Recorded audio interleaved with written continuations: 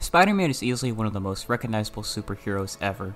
After all, the webhead has so many stories told throughout multiple forms of media, including TV shows, movies, and video games. However, the Spider-Man is not the only wall crawler out there. There's many different versions of this character that come from different universes. The recent Spider-Verse movies, and No Way Home, popularized the idea where Spider-People from multiple dimensions come together to fight a common enemy, or enemies, but there was a few adaptations before them that told a similar story, and in today's video, we'll be discussing a little bit about the overall plot and story of the adaptations, and how good they are. There's only one rule when it comes to Spider-Verse stories. Multiple Spider-People from multiple universes had to come together in order to stop a shared foe, or foes. As such, shows like Spider-Man 2017 and Spider-Man and His Amazing Friends don't count, since the heroes in those shows all come from the same place, and there's no mention about different realities. Without further ado, let's get right into the first ever appearance of the Spider-Verse.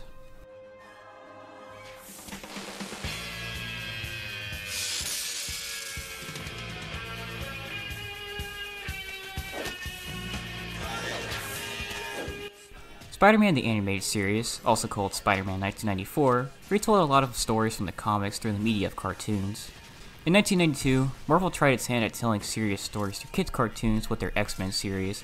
Just remove all the violence and bad language, but keep the depth of everything else. Since it proved to be successful, it would only make sense for their most famous character to have a go at this newfound mood and tone for some cartoons. Technically speaking, this isn't the first Spider-Verse story. That would go to the comic book story where Miguel O'Hara from 2099 and Peter Parker from the 1990s get trapped in each other's time and had to get back to where they were. But since we're not really discussing comics in this video, let's get back to the cartoon. In order to understand the crossover event from this series, we have to talk a little bit about the Secret War arc. Okay, so you have this character named Madam Web, and she's a clairvoyant, or one with magical powers that go beyond those of humans, and tells Spider-Man he must prove himself to someone known as the Beyonder. The Beyonder has found a world where it's essentially a paradise/utopia, and injects it with evil, aka Spider-Man's villains, so he can understand if good or evil will win in a battle. Spider-Man is allowed to choose a few of his own heroes to fight against evil, so he chooses the Fantastic Four, Iron Man, Captain America, and Storm. Black Cat gets thrown into the mix later into this arc. So basically, the heroes fight the villains, the heroes win, and find the utopia the Beyonder was talking about, which is being run by Dr. Doom. The heroes confront him, saying he's only doing it for the glamour and praise, and the people under his rule are being imprisoned by the dictator. Doom imprisons our heroes, and the Thing tells Doom about the Beyonder. And with this information, the Mastermind is able to travel to the Beyonder and take the being's power. Doom tries to dispose of the heroes by using his newfound power to take them down, but soon figures out he cannot control as much as he thought he could, so while the Mastermind is distracted, the Thing shoots Doom with his own technology and separates him and the Beyonder. With the Beyonder free, he understands that good will always win in a fight. With that out of the way, it's time for the actual Spider-Verse part of this series. With Spider-Man proving himself to Madam Web and the Beyonder, they teleport him to a universe where he merged with Carnage and destroyed New York. The Beyonder explains that if Spider-Carnage is not stopped, he will destroy every dimension out there with this deadly machine.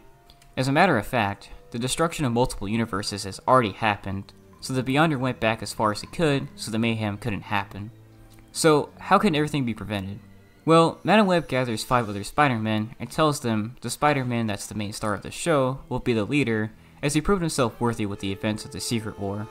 They're all different versions of Peter Parker, including a billionaire that has made spider technology, who we'll call Spider Armor, a Peter Parker with Doc Ock's arms, Spider-Man with 6 arms, aka Man-Spider, and the famous Ben Reilly shows up, who is believed to be Peter Parker's clone, or perhaps Peter Parker is his clone. It's never fully revealed, at least not in this cartoon. The 5th guy isn't actually a Spider-Man, but we'll get to him later. Just remember everybody else for now. Our main Spidey decides to attack Spider-Carnage's tower by walking through the front door, as the villains won't see that coming, and once they get there, they fight against the goons and make their way up to our main villain and his destructive device. The spiders take down the villains, but Spider-Carnage goes to another dimension. Madam Web can only send one Spider-Man to this other world, so our main hero is the obvious choice. This world is Spider Armor's world, so Peter is treated in a high regard, and some of his rivals are his friends or are in his good graces. Peter runs into personal and villainous trouble in this universe, and tries to fight Spider-Carnage, only for him to realize he can't fight the villain, but rather, he can make him think. As the evil hybrid is about to activate the Universe Destroyer, Peter brings Uncle Ben, who's alive in this world, to talk Spider-Carnage out of what he's doing. With Uncle Ben's words, Spider-Carnage realizes what he's done is wrong. In order to prevent the symbiote from completely taking him over, destroys himself. With the day saved, Madam Web sends all the other Spideys home and takes Peter to our world so he can see Stan Lee and be appreciated for all he's done. Remember the Spider-Man that wasn't actually a Spider-Man? Well, he acts as Spider-Man, and since his world is a reflection of ours, the people there love him. Overall, this arc is quite good. It really shows what Spider-Man is and why he's such a good character. He knows when to fight and when to think. This cartoon can feel kinda cheesy at times due to some awkward execution of serious moments, but I think this story really knows how to make the audience take it seriously and keep them engaged. It demonstrates the dire situation adequately and instills the viewers with suspense about how the Spider-Men are going to take down Spider-Carnage and stop the destruction of pretty much everything. It's honestly kind of surprising that there was a Spider-Verse story in 1998. There weren't really a lot of other Spider-People to choose from, certainly not as much as there is today, which seems to be one of the reasons why there's only iterations of Peter Parker here. Really, the only other big Spider-Man at this time was Miguel O'Hara, and he was planning to get his own cartoon, but this was later replaced with Spider-Man Unlimited. Not to mention, the Beyonder probably pulled Spider-Man from the same part in time, so having to pull a hero from the future was probably impossible, so he had to settle with the crew we got. The other reason for the selection of Spideys is this is still very much a Peter Parker story. Peter is facing the worst and best parts of himself. He has to learn how to work with himself, literally and figuratively. It showcases the hero's ability to overcome, even when it's against himself. It's a great way to end the series. If I did have to complain about the story, I'd say the other Spideys should have gotten a bit more time in action, as a lot of their appearance on screen is just them standing around Madam Web and Ben Reilly as he recaps his life, so they're only given so much time to show off their abilities. But overall though, a pretty solid start to our multiversal review.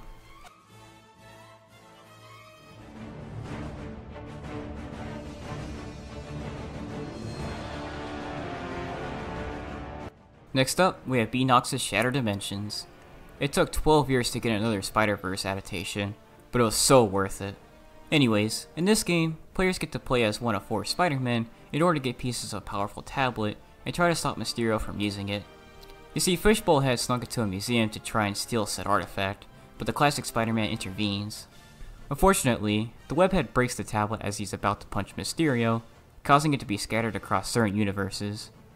Madam Web contacts the Spider-Men in these universes so they can save the day and their worlds. Let's talk a little bit about these Spider-Men and the aspects of their dimensions. First up, we have the Amazing Spider-Man. This is the first thing people think of when they hear Spider-Man. This dimension has Peter Parker in his red and blue suit, using all of his web-based abilities. The art style is very close to the look of the comic book line that started in the 1960s. Secondly, we got the symbiote suit. It's still Peter Parker, but he's able to utilize the raw power provided by the black suit, as Madam Web is able to control the alien from overriding Peter's mind. The suit also provides symbiote rage, where Peter can really go wild with the power of the alien and pummel enemies easily. This world has darker visuals, and the tone is also more serious. I think this was done to be more reflective of the Ultimate Spider-Man comic book series. Let's get to the future where we meet Spider-Man 2099, aka Miguel O'Hara. As expected, everything is so shiny in the future, and there's a lot of advanced technology like flying cars and laser guns. Miguel's gameplay is very fast-paced combat. He's rather agile and knows how to use the power from Peter Parker's DNA. If things get too fast, the player can use accelerated vision, which slows down time, so Miguel can act a lot quicker than his enemies, or so he can avoid obstacles while free-falling. The free-falling sections are where Miguel glides through the air and must avoid obstacles before landing. Last but not least, we go back in time to find Spider-Man Noir, and as such, the world is black and white, and the gameplay revolves around the webhead sticking to the shadows and taking out enemies one at a time. When Noir does have to fight, the wallcrawler pulls out some fisticuffs and some brutal hand-to-hand combat. The game is rather linear, and every level revolves around one of the webhead's notorious villains, and every villain also fits in with the dimension they have to be fought in. The bosses in the Amazing and Ultimate world are reflective of the classic books, although Ultimate's bosses emphasize on menaces that rely on a lot of power in order to do evil. 2099 has fast villains that use the technology of the future to their advantage, and Noir takes Spidey's iconic enemies and puts an old school spin on them. Speaking of the Noir levels, they, along with the 2099 levels, have a small side plot that unfolds as the player beats every level. A really nice and low-key way to immerse the player in the worlds the developers made. Anyways, before entering a level, a small cutscene plays to introduce the villain, and they're quite dramatic and reflect the art style of said Spidey. Some of the in-game cutscenes will also take place from the point of view from Spider-Man, and it can get quite tense from that angle. Back to the gameplay, every level also has 15 challenges the player can complete in order to get upgrade points, unlock new spider abilities, and get new bonus material. These challenges range from beating a certain section in a time limit, utilizing the unique powers of the Spider-Man the player is currently using, and there's also 8 hidden spiders scattered across each of the levels to keep players constantly searching for these little green arachnids. If it looks like I'm aimlessly looking around in some of these clips, I'm actually just trying to see if any of these little guys are around. Anyways, the bonus material includes alternative suits for each Spider-Man to use, concept art from the game, character biographies, and 3D models for every character that appears in the game, including bosses and NPCs. Shattered Dimensions is absolutely terrific. The gameplay is so varied and fun, the boss fights are engaging and really play with each spider's unique combat, the characters in different dimensions have so much personality, the art styles look great and fit with the dimension they represent, and the voice acting is killer. After all, you got an all-star cast of Neil Patrick Harris, Josh Keaton, who also voiced Spider-Man in the Spectacular Spider-Man, Nolan North, Steve Blum, and so much more. They do an amazing job of portraying the character they are. The execution is just killer. There's also a lot of clips each Spidey makes that are actually quite funny too. Despite everything great about this game, I do have a few flaws, or rather things I feel the need to talk about. First of all, Miguel O'Hara. Maybe it's just me, but I don't think this characterization in this game is that great. I understand he doesn't have to be an exact replica of the hero from the 2099 comics, but I think Miguel should have been edgier and kind of a jerk, because that's how he is in the comics. In this game, he's just as snarky as the other Spider-Man, and his voice sounds more like a salesman than it does a disgruntled ex-Alchemax employee that was one day given the powers and responsibilities of Spider-Man. Like, in this game, the Scorpion is Kron Stone, who was Miguel's worst enemy ever since childhood, as he would often bully and demean our hero throughout his life. And when they meet again, Miguel acts more like Peter Parker than he does himself from the comics. Miguel hates this person with his life, so personally, I think Miguel would have had a few choice words to say to his worst enemy, and only some of them would have been appropriate for a teen-rated game. Secondly, I don't think Juggernaut is a bad character. In fact, he's really cool. But I think Rhino would have been a better choice for the Amazing Spider-Man, considering this universe shows off the hero's most iconic and classic villains. After all, Rhino is also known for being a dumb brute that rants into stuff. There's one explanation that I can think of as to why Juggernaut was chosen, and that is the common enemies. Every villain has their own set of enemies that make sense with the powers they have, or who they are, so that's why Juggernaut has the Silver Sable agents on this level. He doesn't have any grunts for himself. But what if it really been that different if Silver Sable was after the Rhino? Again, this really doesn't mess with the quality of the game, but it's something I wanted to bring up. Third, I don't really think the alternative suits for Ultimate Spider-Man are the best choices. Like, the Electro-Proof and Magnaverse skins are pretty cool, but I don't really think they fit in with the darker tone of the Ultimate levels, and don't even get me started on his first alternative costume, which is literally just the Amazing Spider-Man standard outfit. Like, why? They could have had a suit based off Anti-Venom, Spider-Carnage, or perhaps one of the other symbiote characters, like some of the ones introduced in the Venom Lethal Protector comic line. They would have been a lot cooler than what we got. My grievances aside, Shattered Dimensions is still easily one of the best Spider-Man games of all time.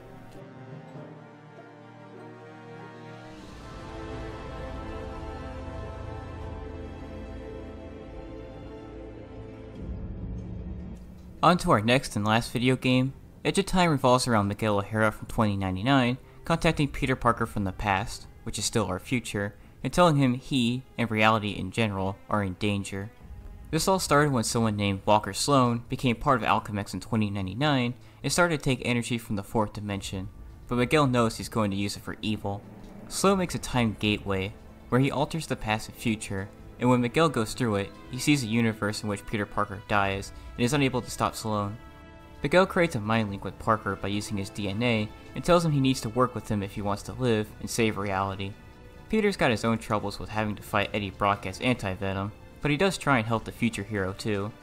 Everything Peter does affects the future. You see, the way this works is that there's a wormhole currently working against time, so instead of past events, aka the things Peter's doing, creating alternative timelines, it's modifying the future. The hero makes it to the chamber where Sloan is trying to create another time gateway in Peter's time, only to be pummeled by Anti-Venom. With Peter on the edge of death, Miguel takes him to his time and puts him in a healing chamber, and then takes on the pasty-faced villain. After kicking some bad guy butt, Sloane, Doc Ock, and Anti-Venom all get trapped in time, which leads to Doc Ock's tentacles appearing throughout both timelines and attacking the Spider-Man.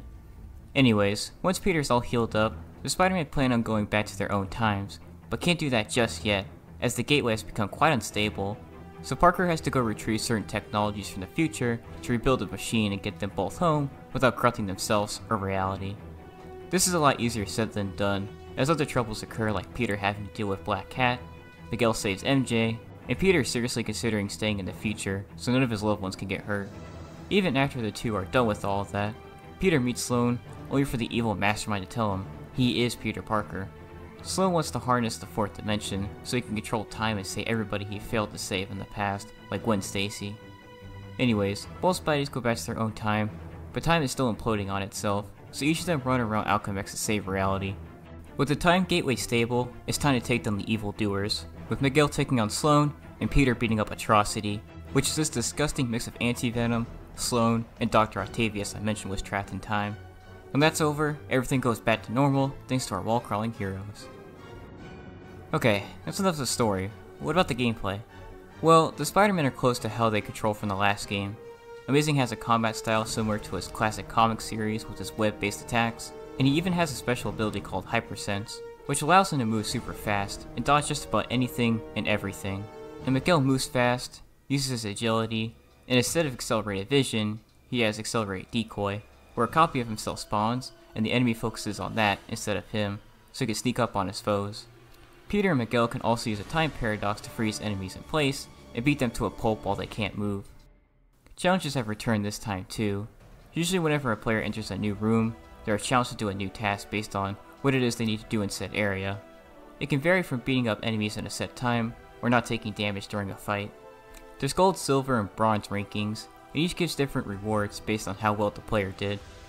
Both Spideys have shared and their own unique abilities the player can upgrade by beating up enemies, doing challenges, and finding hidden spiders. Yep, those green little creatures are back, and the game will alert the player when one is near too. Overall, Edge of Time is a good and fun game, but it certainly has its flaws. First, let's talk about the good things. The story is quite incredible. Every character is so well written, and Sloane being an evil version of Peter Parker is brilliant. It shows that even someone like Peter can let his dark side cloud him if he doesn't think about what he's doing.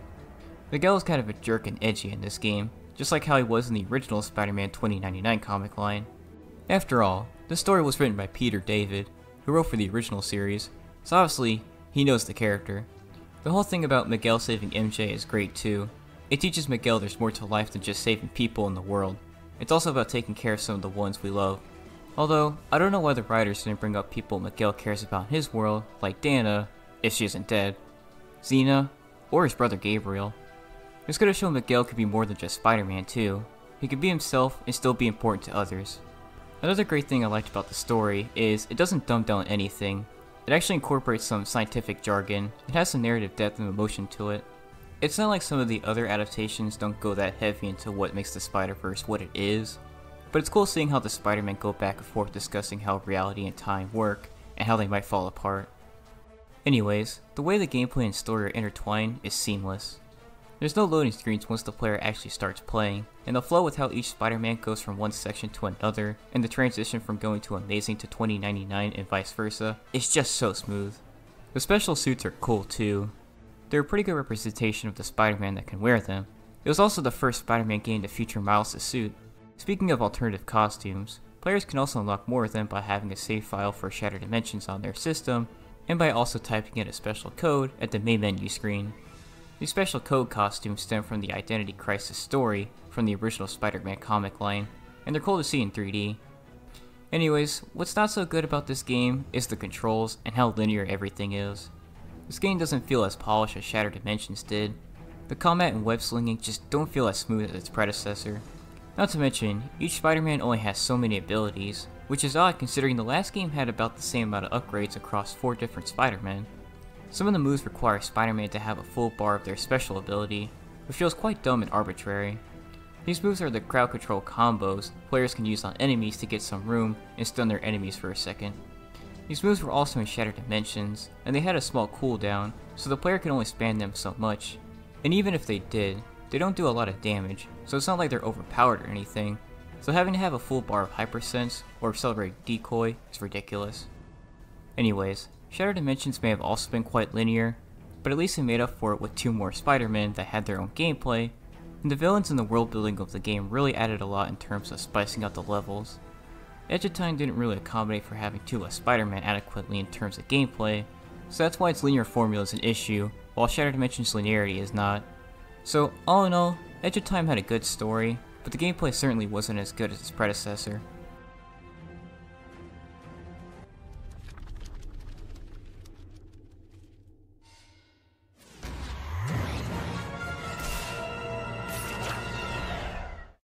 Alright, no more video games. Let's get back to another cartoon.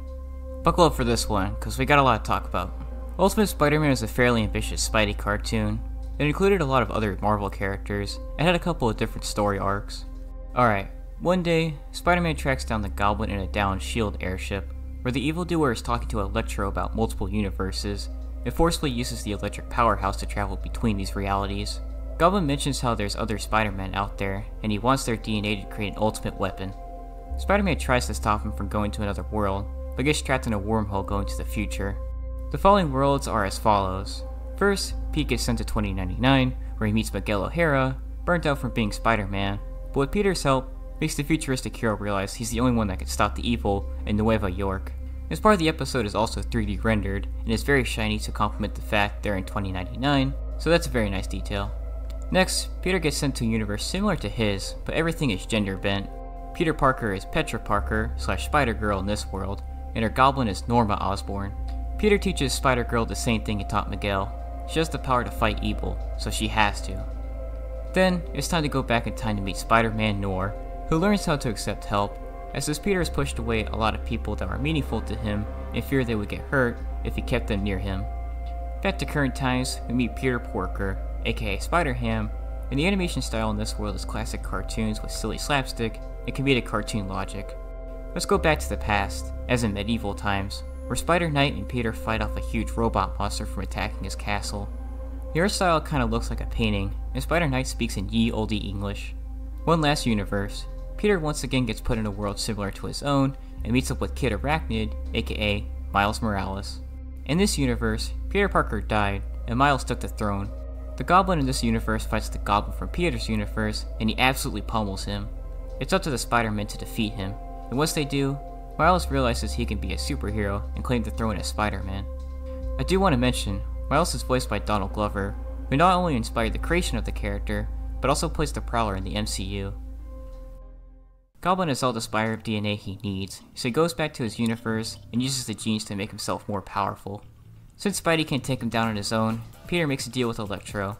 If the Powerhouse can teleport the Spider people he just met into this world, he'll let him out of the Scepter once they defeat the Goblin. Electro agrees, and all the Spideys come together to take down the atrocity. With the Goblin down and Electro released, the electric evildoer decides to get revenge on Spider-Man and the rest of New York. But these villains aren't so good at learning that bad guys never win, at least not in this universe, and his plan is thwarted by the heroes. With a little bit of juice left in the Scepter, Peter can send all of his counterparts back to their own worlds, thus ending this arc. The first Spider-Verse arc is good, and I think a lot of its strength lies in its world building and showing off the personalities of the other Spideys. Like, it's cool to hear about how Spider-Man is a legend in the future from Miguel, or how Noir became a loner. Each Spider has their own dilemmas, but they still have to preserve and be a hero. Even if the action scenes aren't that action-packed, they are cool because it's special to see the team working together and using their own unique abilities. The Spideys are close to their personalities from their own comic stories, and their art styles fit them perfectly. One thing I do want to mention that's kind of a big turnoff about this series to a lot of people is the tone and mood. Out of every Spider-Verse adaptation we discussed, and will discuss, this one is easily the most not serious one, and full of childish humor. As a matter of fact, this is one of Ultimate Spider-Man's biggest issues.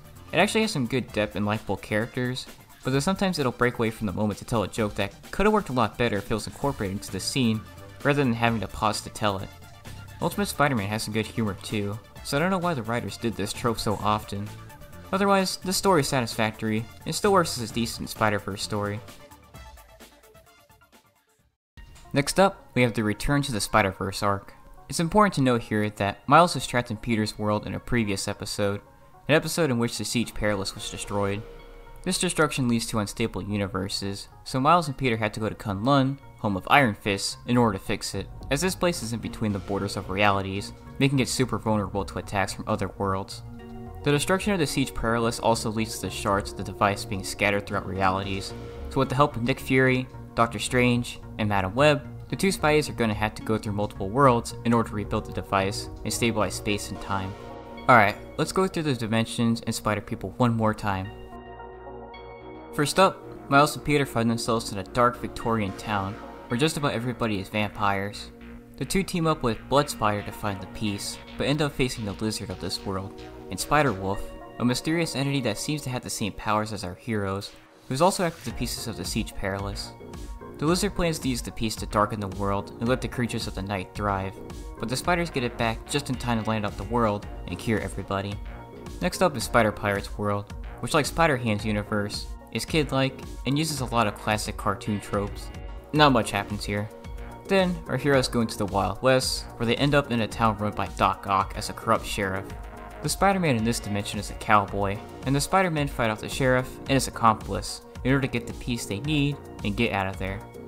Let's go a bit further in time, where Spider-Man Noir and Hulk, aka Mr. Fix-It, come together to stop Hammerhead and Mr. Negative while helping our heroes get the piece they need. Last stop, the two end up in Miles' universe, where Gwen Stacy has taken up the spider gig. After all, Miles is in Peter's world, so someone had to take care of business. The three find the last piece of the Siege Perilous, but run into Spider-Wolf again, and it's revealed this villain is actually an evil Peter Parker, who believes he's the only evil Peter Parker, but he clearly didn't play Edge of Time, although I guess he's right because they are in the future, and if you ever played that game, you know the events of Edge of Time were wiped out of existence. Anyways, Peter decides to get trapped in Spider-Wolf's machine, so he can use the energy of the other spiders trapped in there to free everybody and let that power overwhelm the evildoer and leave him to vanish from reality. And afterwards, Miles and Peter go back to their own world. The second Spider-Verse arc isn't as good as the first arc, but it's still enjoyable. I think it would have been nice if the Pirate Noir universes were replaced with other worlds, because we already had Noir in the last arc, along with a very kiddie universe, so it kinda loses value when they visit the same or similar worlds, considering the greatness of the first Spider-Verse story came from the fact that Spidey's personalities shine and complemented the worlds they were from.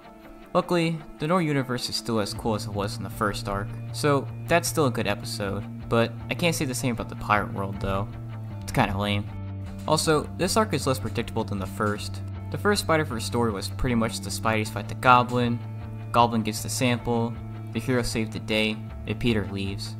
At least the second story has more going on. Peter and Miles get the shard they need in every universe, but the way they get there is unique, and not as formulaic as the Spider-Verse story that preceded this one. It would have been cool to see all the Spider People team up to fight Spider-Wolf, like how the last arc had the Spideys beat up Goblin and Electro. But I will say, seeing Peter, Miles, and Gwen all working together is quite satisfying. I don't know what it is, but these characters just work so well together. They really are shining examples of what it means to be a spider hero. Speaking of which, one thing I forgot to mention in the plot discussion was, at first, Gwen's dad, Captain Stacy, didn't know his daughter was Spider-Woman, and fought against her when she suited up, because he has no respect for vigilantes, but after he talked with Rio, Miles' mom, he understood why Gwen hid the truth.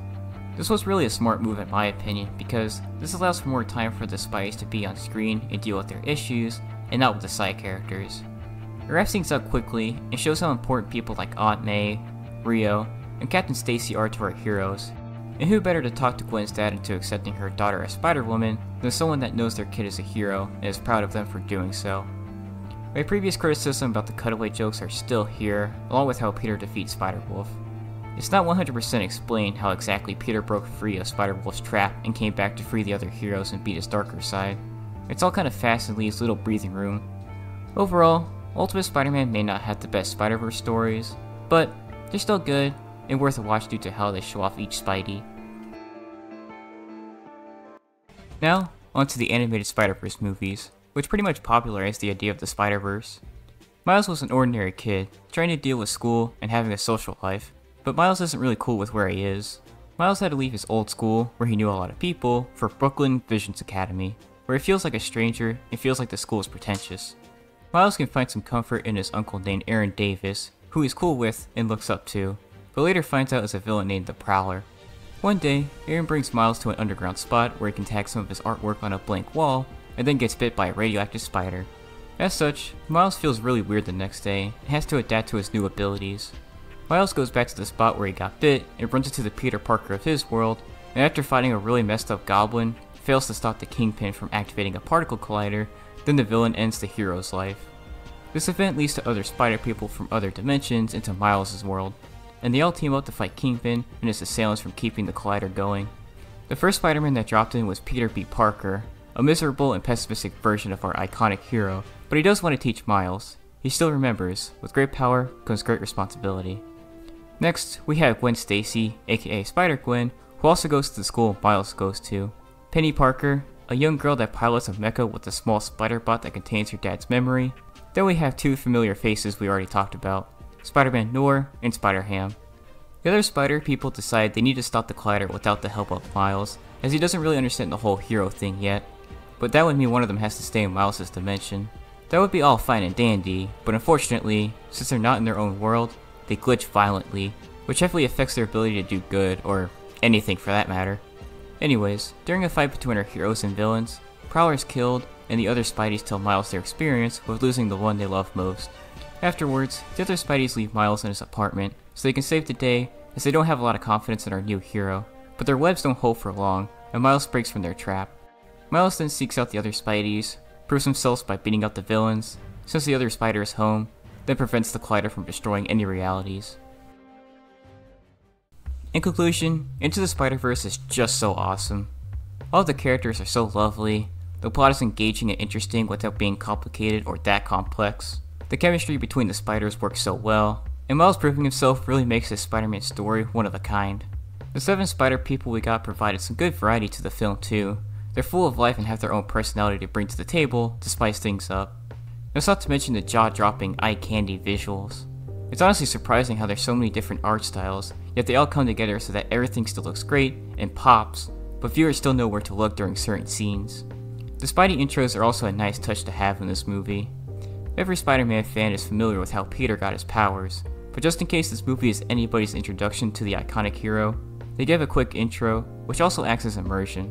Penny's, Spider-Ham's, and Nora's stories are also done all at once to keep things going, and serves as some quick humor to break some tension after the movie showed off these spider people. Miles is such a relatable character. He has every quality to be a Spider-Man. He wants to do good and prove himself.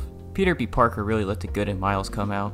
There's also a lot of small details like the small comic boxes that show up to express the feelings of the characters that also really add a lot to the overall quality of everything. Continuing the story, we have Across the Spider-Verse. The movie starts with a little bit about Gwen. She feels so disconnected from her world after her best friend, Peter Parker, died after he became the Lizard, trying to fight those that bullied him. Spider-Gwen was there at the scene, and Captain Stacy, Gwen's dad, believes the hero killed Peter, so now he has a vendetta against his own daughter unknowingly. She also misses Miles, but all that changes when encountering a vulture from another world, where Miguel and Jessica Drew recruit Gwen onto a special spider team. Cut to Miles having to deal with being a hero by fighting the Spot and trying to make that work with his school life. The Spot hates Miles because he made him who he is, and having to be a person that can hardly control where he is quite difficult. After defeating the Spot, the villain finds himself in a void where he can pop in and out of any universe he wants to, so the evildoer decides to get as much power as possible to use against every single world out there. Back to Miles. The whole incorporating hero life into his school life is difficult, and causes him to get into trouble with his parents and getting grounded. Gwen teleports to Miles' world, and they do some catching up, including telling him about the Spider Society she's now a part of. Gwen decides to leave when Miles' parents catch him out of his room, and finds where the Spot went, which happens to be Earth 50101, Mumbattan, where she meets Professor Per Parker, also known as Spider-Man India. Miles also hitched a ride, he just couldn't leave Gwen alone. The three try to stop the Spot from getting even more power to destroy universes, and are even joined by Hobby Brown, aka Spider-Punk, but are unsuccessful, and Mumbattan starts to fall apart. Luckily, the Spider Crew gets everybody to safety, and even saves Professor's love interest and her dad. The cleanup crew from the Spider Society show up, and the four join Miguel O'Hara to Nueva York in Earth 928. Miguel tells Miles that he just broke a cardinal rule by stopping what is known as a canon event, which is essentially something that's supposed to happen to teach Spider-Man the whole lesson about great power means great responsibility. If this canon event doesn't happen, it can also lead to the destruction of multiple universes. which is something Miguel experienced firsthand. Miles' canon event is supposed to be that his dad dies, so Miguel tries to trap him from going back to his world to stop it, but is unsuccessful, and Miguel sicks the whole Spider Society on him. Miles outruns the other Spideys and makes it back to his own world, or so he thought. Turns out, he's in Gwen's universe, and not only does he start to glitch out, but in this universe, Miles is the Prowler. You see, the spider that bit Miles went to the wrong universe and bit the wrong Miles, so when Miles tried to go back to his own world, the computer transported him to the world in which the spider that bit him was supposed to be from. Gwen goes back to her universe to stop Miguel and help Miles, but she's not alone. She's got the OG crew from Into the Spider-Verse, and Spider-Bite, Spider-Punk, and Spider-Man India to back her up. And then, cliffhanger. Just like the last movie, Across the Spider-Verse is spectacular. I thought Into the Spider-Verse looked amazing, but man, did this sequel just blow its predecessor's visuals out of the water. The sequel also has more emotion, and knows how to let scenes play out and feel what the characters are feeling. It put them through some of the pain they're experiencing. Like the audience feels for Gwen when she talks about her life, and how she has to deal with her dad unknowingly resenting her because he doesn't know at first she's Spider-Woman, and when she goes back to her own reality, the movie knows how to use the somberness of the situation to experience how Gwen and her dad feel about the Spider-Woman thing. Anyways, the Spot is such a suitable villain for this movie. After all, you have a movie that focuses on multiple universes, so why not a bad guy that can easily traverse those realities and mess with them? Speaking of which, Miguel isn't really a villain. He wants order and to keep realities as stable as possible, even if it means certain people have to die. His motives make sense, and doesn't necessarily make him evil. Speaking of characters, can we talk about how cool Spider-Punk is? I mean, he was only on screen for a short length of time, but made such an impact, it really stood out among the other Spider people. He's just so cool and likable, I'm so ready to see him in the next film. Anyways, it's absolutely insane how many Spider people there are in this movie. It was really cool seeing the promotional stuff for this movie, and seeing which Spider people were included, and then actually seeing them on the big screen was just something else, especially considering there's some iconic and obscure Spideys that show up. Not to mention, each of the Spider people fits their personality and art style from the comics they're from, and there's so many on screen at one time, but once again, still fit in so with the overall imagery.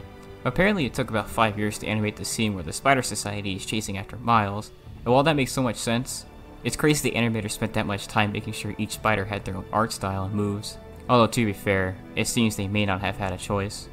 It's just so enthralling. The movie hooks the viewers with its visuals and action, but keeps them and makes them think with the character interactions and demonstrating their depth. In conclusion, the Spider-Verse movies are absolutely awesome in pretty much every aspect. They really are standout pieces of cinema. On to our last entry, we have No Way Home, the third MCU Spider-Man movie. Taking place directly after the events of Far From Home, Mysterio reveals Spider-Man as Peter Parker. And now, New York sees their hero in a different light, now that it seems the Wallcrawler killed Quentin Beck. Peter's life is now flipped upside down, many people have turned on him, he has to deal with a hostile public, and they are fueled by the loud, abrasive J. Jonah Jameson. It's gotten to the point where Peter can't even go to his dream colleges to further his education. With all hope seemingly lost, Peter turns to Doctor Strange for help, and the Sorcerer conjures up a plan to make the world forget the real identity of the Wallcrawler. As Doctor Strange does the spell, Peter keeps interjecting that certain people should know who Spider-Man really is, but it becomes too much, and Strange has to break the spell in order for it to not cause mayhem. Strange gives Peter the idea to just go up to one of the higher-ups at one of the colleges he wants to go to, and talk them into reconsidering their decision to reject him. Peter does so, but his plan is interrupted when Dr. Octavius attacks, and the villain knows who he is, but Peter doesn't know who Dr. Octavius is. Spider-Man gets control of the Doctor, and convinces one of the councilwomen of the college to talk to her council to reconsider their decision. This victory is short-lived, as Green Goblin comes in for the attack, but Peter is teleported out of there by Strange. It's now up to Spider-Man to round up these villains and get them back to their worlds, but Aunt May says that these people need help, so Spider-Man decides to cure them before they go back to their worlds. Things go haywire, as each of the villains decide to disregard Spider-Man's help, fueled by the words of the Green Goblin, and decide to use their powers to destroy. Because of this, Aunt May dies, and our hero is filled with hate and hopelessness. Ned uses magic to call in 2 other Spider-Man from 2 other universes. First, Andrew Garfield from the Mark Webb movies, then Tobey Maguire from Sam Raimi's trilogy. Both Spideys tell our hero he's not alone, and he needs to keep going because it's what they do. With great power comes great responsibility. The 3 team up, cure the villains, and send them back home. But not before Peter asks Doctor Strange to erase everybody from knowing that he was Spider-Man. So now, our hero has a new life to live, with no one remembering who our hero is. I like this movie because I think it shows a lot about who Spider-Man is and what he goes through. Spider-Man couldn't just let those villains go back to their worlds, only to either die or continue their evil. They needed help. Every one of them has good at them, but their power has gone to their head, so it's up to our heroes to do more than just save the day. They have to save people. Peter's sacrifice is also quite selfless, and sets up a lot for future Spider-Man movies to play with. The other Spider-Man had to teach MCU Peter a little bit about what it means to be Spider-Man, and when they do it, it really illustrates what those two had to go through in order to get the hero thing down. Like the scene where Maguire stops Holland from killing the Goblin is so captivating, because not only is it just against the whole Spider-Man thing, but it also demonstrates Peter still had to get control of his emotions and not let his anger get the best of him. Speaking of MCU Peter, the new Spider-Man suit at the end of the movie is absolutely beautiful. It's a perfect mix of the classic suit with a modern spin to show off the new generation of Spider-Man. The new costumes the villains got were pretty cool too. And speaking of the evildoers, their personalities are pretty close to what they were from their respective films. It's also cool to see each of them interact with one another when they're trapped in Doctor Strange's dungeon. Speaking of the bad guys, seeing Willem Dafoe come back as the Green Goblin again and absolutely killing it was really entertaining. It put into perspective how much of a threat the Menace really is. Additionally, the action scenes in this movie are insane. It's so crazy to see when MCU Peter has to fight against the villains from the other universes, and it gets even crazier when the other two Peters show up to fight them all. Seeing that happen in the theater for the first time was something else. It's so nice to see the other Spider-Man again. When they talk to each other, they reveal a little bit about what happened after their last movie, which not only serves as some nice continuity, but just works as great dialogue, as the Spider-Man really bounce off each other when they converse. No Way Home proves itself to be a decent live-action adaptation of the Spider-Verse. And that's all of the Spider-Verse adaptations so far. Of course, Sony is planning to finish off the Spider-Verse trilogy with Beyond the Spider-Verse somewhere in the future, and Sony even has plans to make Spider-Verse movie spin-offs, so that'll be cool to see. Overall, these adaptations are good for the most part, some more flawed than others, but they all carry their own weight and are fun to experience. One thing that's great about most of these Spider-Verse pieces is every Spider-Person has their own art style that's reflective of their universe. It really immerses the viewer in the fastness of the Spider-Verse, and just looks awesome. It's funny to think we started this journey with just 6 iterations of Peter Parker, and ended with over 200 Spider-People, all with their own personalities and developed stories. Okay, that's about all I have to say about these Spider-Verse stories. Thanks for watching, and I hope you enjoyed the video, regardless of which world you're from.